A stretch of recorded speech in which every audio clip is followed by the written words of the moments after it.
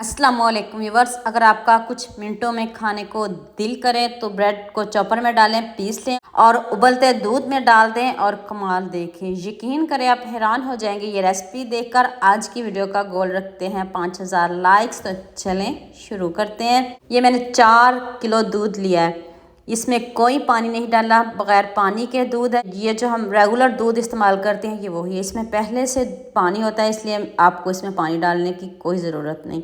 और ये पूरी ब्रेड है, आपने भी एक पूरी ब्रेड लेनी है तो उसको आपने पीस लेना है, चॉपर में डाल के पीस लें। अगर चॉपर नहीं है तो किसी जग में डाल के पीस लीजिएगा। बहुत आसानी से ये पिस जाती है, सॉफ्ट सी होती है और जल्दी से ये पिस जाती है। अगर आपको मेरी मेहनत पसंद आ रही है तो सबके साथ शेयर भी कर दें, लाइक भी कर दें और एक खूबसूरत सा कमेंट भी कर दें। तो अब इसको बारीक पीस लेते हैं। अभी थोड़ी सी दिखाऊंगी आपको कि आपने किस तरह की पीसनी है। अभी मैं आपको दिखाती हूँ, इस तरह की बारीक आपने पीसनी है, मोटी बिल्कुल भी नहीं पीसनी। तो मैं थोड़ी सी आपको दिखा दूँ तो फिर हम बाकी की तैयारी कर लेते हैं, क्योंकि इसको पीसने में थोड़ा टाइम लग जाएगा। ज़्यादा ब्रेड है, एक ब्रेड आपने पूरी लेनी है। देखिए इस तरह की आपने पीसनी है, बहुत मोटी बिल्कुल भी नहीं रखनी, ताकि आपकी मेहनत, आपके पैसे ज़ाया ना हो जाएँ। और ये 1 कप स्वीट कोकोनट है, इसको मैं थोड़ा डालूँगी और थोड़ा बाद में डालूँगी। अब मैंने इसमें हाफ कप बादाम ऐड कर दें, 4 से 5 छोटी इलायची ऐड कर दें, हाफ कप मैंने इसमें काजू ऐड किए हैं। अब इसको पीस लेते हैं। ये तो ब्लेंडर सभी घरों में होता है, इसको पीसना इतना इजी है। अगर आपके पास स्वीट कोकोनट नहीं है तो आप इसको स्किप भी कर सकते हो, अपनी मनपसंद के ड्राई फ्रूट भी डाल सकते हो। स्वीट कोकोनट से जो रेसिपी है वो बहुत मज़े की बनेगी। अगर नहीं है तो स्किप भी कर सकते हो, कोई इशू नहीं है। तो ये देखें किस तरह का आपने पीसना है, इस तरह पाउडर फॉर्म में हमें चाहिए। तो बाकी का स्वीट कोकोनट, बादाम, काजू दोबारा से पीस लेते हैं।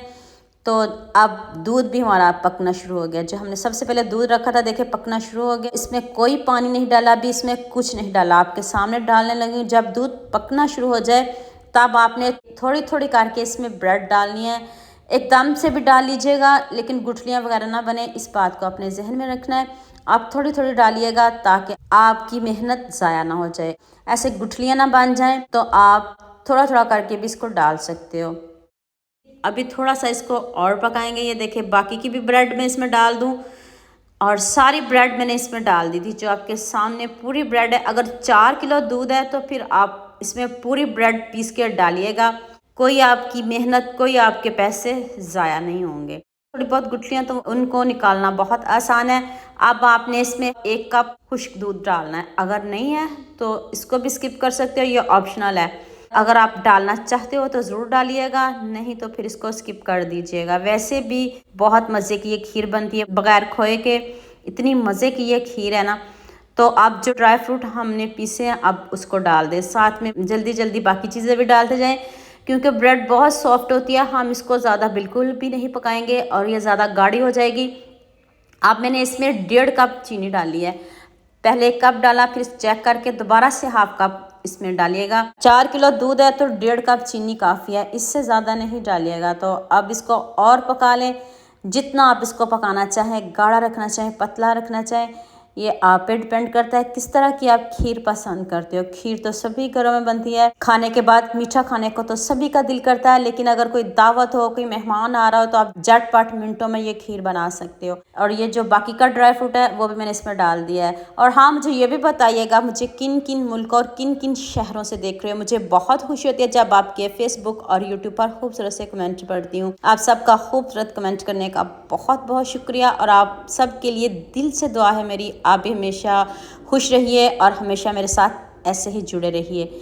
और ये देखिए बस अब 5 से 7 मिनट पकाना, ज़्यादा गाढ़ा हम इसको बिल्कुल भी नहीं करेंगे, क्योंकि ये ठंडी होकर खुद ब खुद खीर गाढ़ी हो जाएगी।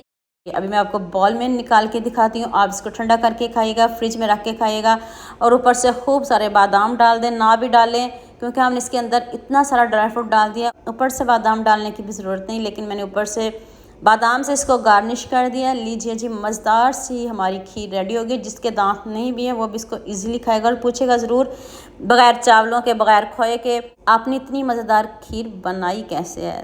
तो उम्मीद करती हूँ आज की वीडियो आपको लास्ट में पसंद आएगी। जल्दी से मेरे चैनल को सब्सक्राइब कर दो, साथ में बेल आइकन का बटन प्रेस कर लो ताकि कोई भी न्यू वीडियो आपसे मिस ना हो। दुआ में याद रखिएगा। अल्लाह हाफिज़। मिलते हैं एक और नई वीडियो के साथ।